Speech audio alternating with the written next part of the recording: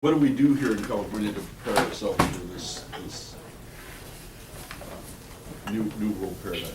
We would read the book and talk about it. I know that's a simplification, but the fact is that we don't discuss how the world's changing. We don't discuss California's role in it. We don't discuss how California could be this thing. So we need to have a statewide discussion. If we actually had a good chunk of the California people talking about this, they could request the state government to do what's known as a blue ribbon panel. And that's where the state government says, we don't know how to do this new function, but we'll bring all the experts together and formulate basically a manual. At that point, where the California state government does an official exploratory investigation, this thing will snowball and take on a life of its own. But right now, it takes people discussing the idea. And I'm not saying we should do this. I'm saying we should talk about it. We don't even talk about it. And we don't even talk about the reasons why California would want to do this for financial reasons. Namely that we pay $70 billion a year in extra federal taxes for things we never get for. You pay taxes for national emergencies, and then you never get support every fire season. So you pay once federal income taxes. It's declared a national emergency. The feds are supposed to send help. They never do. Then your state taxes are dipped into a second time to pay for helicopters to handle this. It's called a national emergency, but there's no support. Are we talking about secession, or are we talking about a reorganization of federal and state relationships Yes. across the board? What are we talking about? Excellent question. I'm not talking about secession. I'm talking about subnational sovereignty as practiced by Scotland in the last 5 years. Scotland in the last 5 years, well, Scotland for the last 400 years was essentially a state colony of England. In the last 5 years, and I mean these last 5 years, through a series of votes, they've essentially become almost independent through what they call subnational sovereignty. The military, homeland security, whatever, and the dollar stay intact. All other policy decisions return to the state, or in Scotland's case, the capital Holyrood. That may seem a little radical, except that 20 to 30 other nations have this exact same form of government and have for the last century. And these countries are found all the way around the globe. So every single culture or type has this form of government, meaning it's universally applicable, possibly here. Also, all of these subnationally sovereign governments, all democratic, all economically growing, and all have great relations with their former partner nation.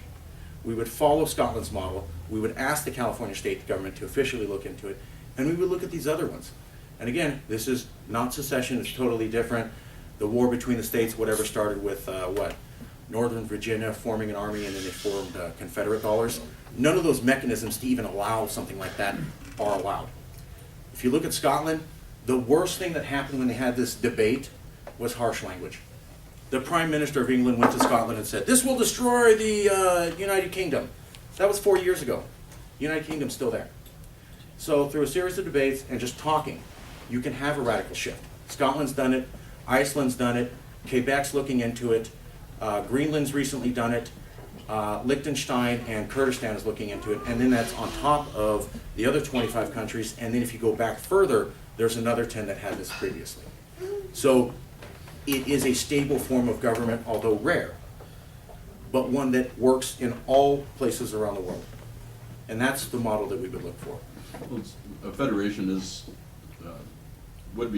always a conglomeration of sovereign states, right?